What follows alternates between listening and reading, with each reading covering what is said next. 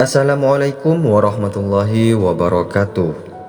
Segala puji bagi Allah, Tuhan semesta alam, yang mana Allah subhanahu wa ta'ala telah menciptakan 7 lapis langit tanpa tiang dan menciptakan 7 lapis bumi tanpa gantungan, dan kita umat Nabi Muhammad sallallahu alaihi wasallam bernaung padanya. Kemudian salawat beserta salam tak jemu dan tak bosan-bosannya kita berikan kepada baginda Nabi Muhammad sallallahu alaihi wasallam dengan mengucapkan kalimat Allahumma sholli wa sallim wa barik alaihi. Mudah-mudahan kita yang hadir di sini senantiasa mendapatkan syafaat yang dijanjikan oleh Nabi Muhammad sallallahu alaihi wasallam.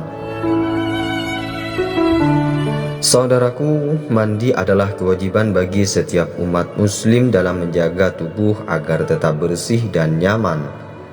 Mandi tidak hanya berfungsi untuk membersihkan tubuh dari kotoran, namun juga menyegarkan badan setelah lelah beraktivitas.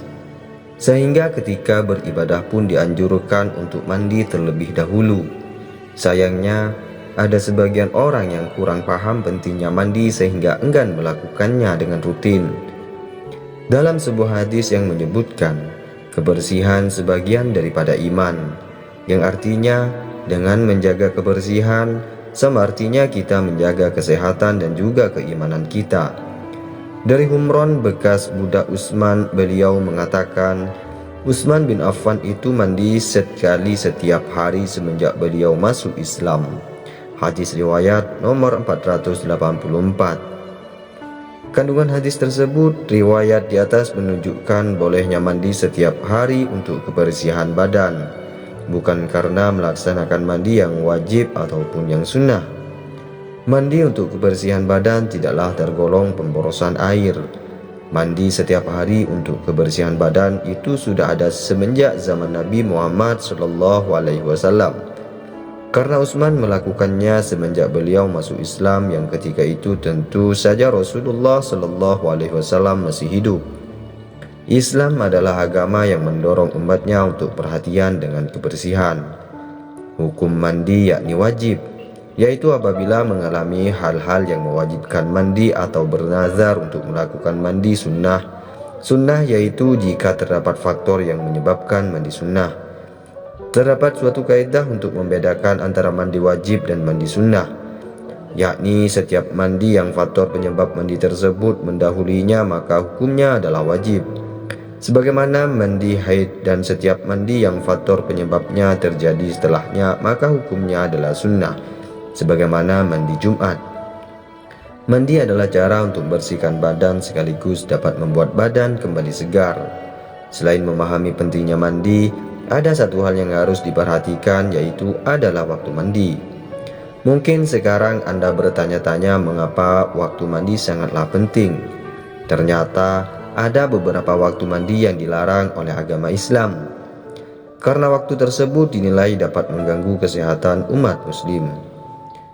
Saudaraku yang beriman, terdapat 3 waktu menurut Islam dan medis yang kita dilarang untuk melakukan mandi. Sahabatku, lantas waktu apa sajakah yang dilarang mandi menurut medis dan Islam? Terdapat 3 waktu yang tidak disarankan mandi pada waktu-waktu tertentu karena kondisi jantung sedang melemah hingga berisiko menyebabkan kematian mendadak. Adapun yang pertama yaitu mandi ketika 30 menit setelah sholat asar.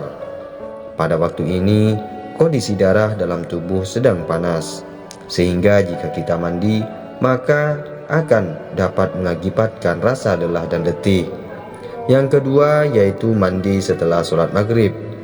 Mandi setelah maghrib juga termasuk dilarang oleh agama Islam, karena kondisi jantung pada saat itu mulai lemah. Selain itu, mandi pada saat itu juga meningkatkan risiko penyakit paru-paru basah. Yang ketiga yaitu sesudah Isya hingga jam 12 malam. Sesudah Isya merupakan waktu di mana jantung kita beristirahat. Mandi pada saat itu akan menyebabkan kerusakan jantung. Sahabat beriman yang dirahmati Allah Subhanahu wa ta'ala, demikian kajian Islam yang dapat saya sampaikan pada kesempatan ini.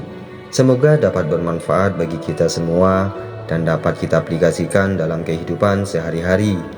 Lebih dan kurangnya mohon dimaafkan. Yang benar datangnya atas bimbingan Allah Subhanahu wa Ta'ala yang Maha Benar, dan yang salah, khilaf atau keliru itu datangnya dari saya pribadi, di mana sebagai manusia biasa yang tidak pernah luput dari salah, khilaf dan dosa. Akhirul kalam, subhanakallahumma wa bihamdika asyhadu an la ilaha illa anta astaghfiruka wa atubu ilaik. Wallahul muwafiq ila aqwamit thoriq. Wassalamualaikum warahmatullahi wabarakatuh.